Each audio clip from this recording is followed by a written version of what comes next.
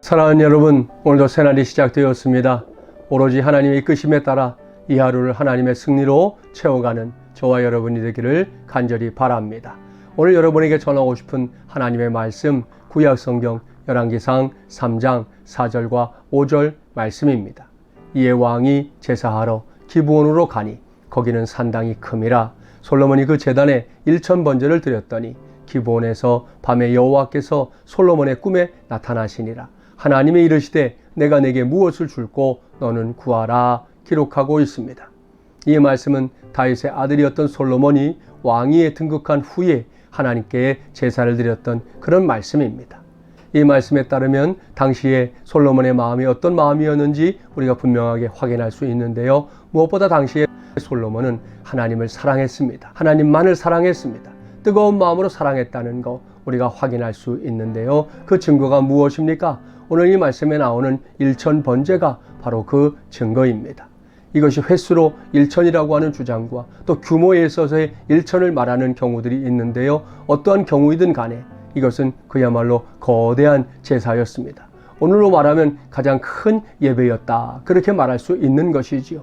그와 같은 제사로, 그와 같은 예배로 하나님을 기쁘시게 했던 솔로몬의 마음 속에는 오로지 하나님을 뜨겁게 사랑하는 그 마음만이 있었다는 것, 우리가 얼마든지 확인할 수 있습니다.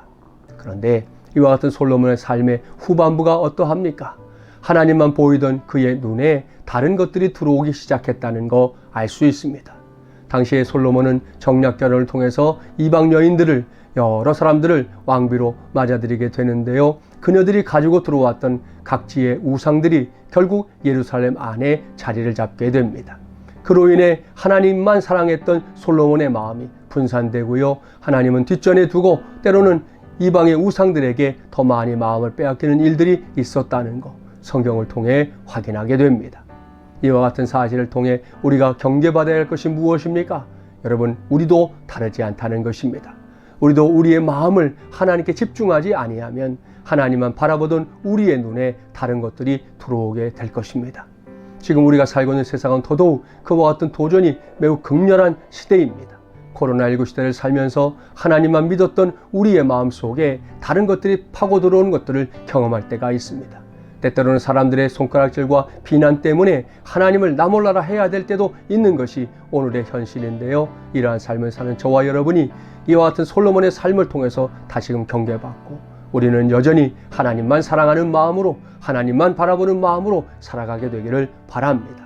그래야 할 때 우리 하나님, 저와 여러분에게 오늘 이 시대 가운데 꼭 필요한 은혜와 은총 부어주실 줄 믿습니다.